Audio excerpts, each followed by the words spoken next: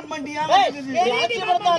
அலட்சியப்படுத்தாதரா மூதேவி. இதை விட்டா வேற என்னடா தூள் தெரியும் உனக்கு? வேலையை பாரியா உன் தலையாச்சு நீ ஆடி வேணலாம். எனக்கு அப்படி அடி வாங்கி சாம்பாருன்னு எனக்கு அவசியம் கிடையாது. ஒரு தேவடாப்பா 8 லட்சம் வாங்கிட்டு 6 லட்சம் வாங்கிட்டு நாடி வாங்கணும் அவசியமே இல்ல. நான் கம்பெனில சாகும் போது என்ன சொல்லி சாத்திங்களா கம்பெனி போலா இருந்தாலும் உன்னுடைய குருநாதர் தானடா. குருவை மறந்தமானால் நரகம் நம்மை விடாது.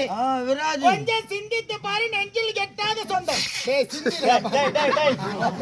ஏண்டா ரோஜா நாடக மரத்துல பொம்பளை வேஷம் ஆடிக்கிட்டு இருந்த உன்னை பபுள் வேஷம் ஆட வச்சு அழகு பார்த்தாரு. அவரை போய் இப்படி சொல்லலாமா? நான் இப்ப திருப்பணம் பொம்பளை வேஷம்னா தேவடா பண்ண கம்பெனில சாக மாட்டாங்க.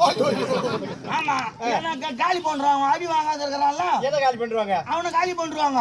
அதனால இப்ப நான் அடி வாங்கறதுனால அவன் தான் இருக்கிறாப்ல, வேற ஒண்ணும் கிடையாது. இன்னும் மொத்தம் அவன் காலி ஆயிட மாட்டானா?